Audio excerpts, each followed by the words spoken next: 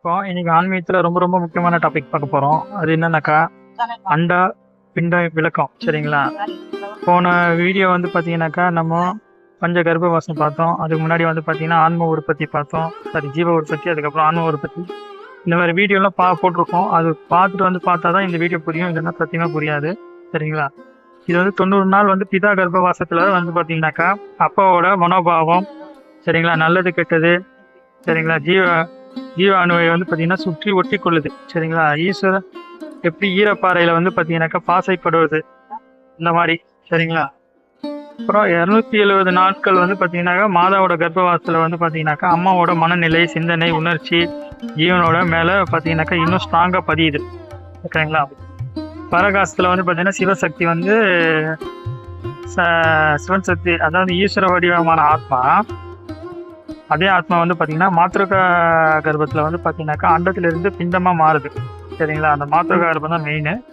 அந்த அண்டத்தில் ஒட்டாத குணம் வந்து பார்த்தீங்கன்னா விகாரங்கள்லாம் வந்து பார்த்தீங்கன்னாக்கா பிண்டத்தில் தான் வந்து பார்த்தீங்கன்னா ஒட்டிக்குது. சரிங்களா? பாவ புண்ணியமே, கர்மா, நல்வினை, தீவினை எல்லாமே.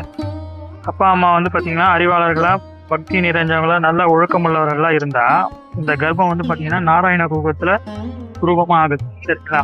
கர்ப்பத்துக்கான காலநிலைகள். சரிங்களா? இரவு 9 மணிலேருந்து 11 மணி வந்து பார்த்தீங்கன்னா மனுஷகன நேரம், 11லேருந்து 2 வந்து பார்த்தீங்கன்னா பூதகன நேரம், 2லேருந்து 4 அதாவது தேவகன நேரம், காலை 4 மணிலேருந்து 6 மணி அதுதான் வந்து பார்த்தீங்கன்னாக்கா பிரம்மகன நேரம். ஓகேங்களா? அதுதான் வந்து வள்ளலாசிட்டது அமிர்த காற்று வர்ற டைமு. சரிங்களா?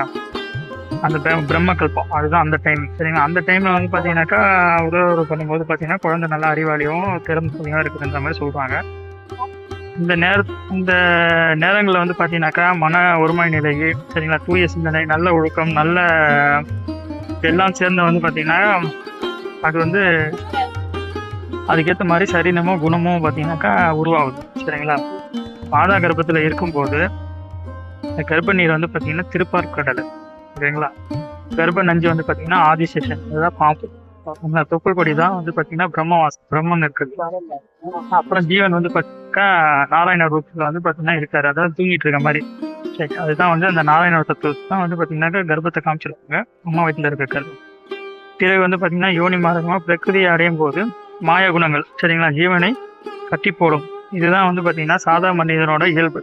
ஓகேங்களா? இது தெரிஞ்சுங்க. இதுதான் ரொம்ப முக்கியமான பாயிண்ட். ஓகேங்களா? இது தெரியாமல் வேற எது நம்ம பண்ணாலும் பிரயோஜனமே கிடையாது.